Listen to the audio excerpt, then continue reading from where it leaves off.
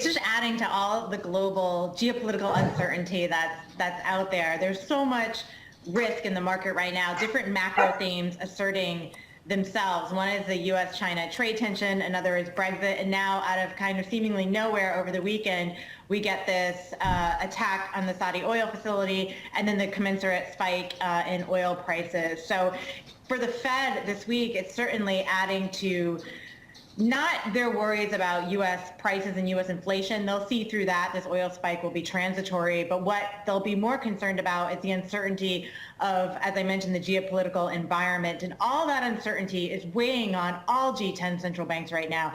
The ECB has cited it as a reason for cutting rates. The Fed previously has cited it as a reason for cutting rates. And we also have a Bank of England meeting this week. And they'll most likely mention a stormier outlook for the Brexit negotiations. So much risk right now. You just have to stay long your safe haven assets. There's no choice in my mind. So even as crowded as it is, safe haven is still a place to be going? It is still a place to be going. You really have to watch for these external shocks, which seemingly keep coming. Brexit deadline, especially October 31st, is nearing, and it remains completely unresolved. We also have the U.S.-China trade negotiations coming up in the next week and a half. They're resuming. That could be positive. That could be negative. We're not sure yet. We have the administration sending tweets about the Fed prior to the Fed rate meeting. So we just have a lot out there. I know that those trades seem crowded, you're right, the safe havens, but the VIX could really spike at any time. So I'm not going to ease off at least my safe haven trades for now.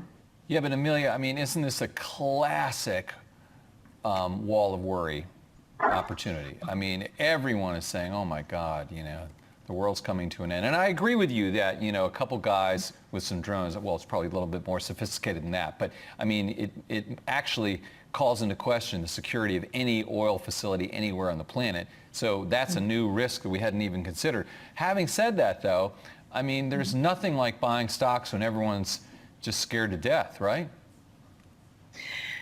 It's true. It's nice to do a land grab when, markets are on their back foot.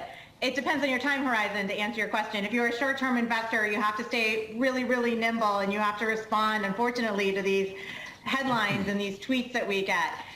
If you're referring to more a long-term value investor, then yeah, when things are down, that now's your time. You want to buy, but you want to hold for multi-year. So it depends, once again, on your time horizon. If you're a retail investor, a shorter-term investor, now is not the time to go risk on for you.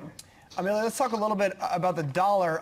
We see a big story in the Journal this weekend, the administration weighing its options on currency intervention. I mean, obviously the bone of a high dollar price is one that Donald Trump is going to pick so long as he is the president. Do you see the market not pricing in the risk that some kind of wild statement from Treasury comes out and says, I guess I don't really know what they could do, right? But they're going to actively try to depress the price of the dollar. Like, what do you think the market is not seeing here that perhaps we need to take more seriously? That's a big risk. The dollar, though, is the world's safe haven currency, along with the yen and the Swiss franc, more so the dollar and the yen, however. I think trading in terms of the long position, people are already extended yen. It will go more so to yen. But the bottom line is, whether the administration likes it or not, for now, the dollar remains a safe haven currency for the world, and there's so much risk around the world right now. We're going to see a strengthening dollar, I believe, unless they step in and do something, which would really be, that would be quite shocking.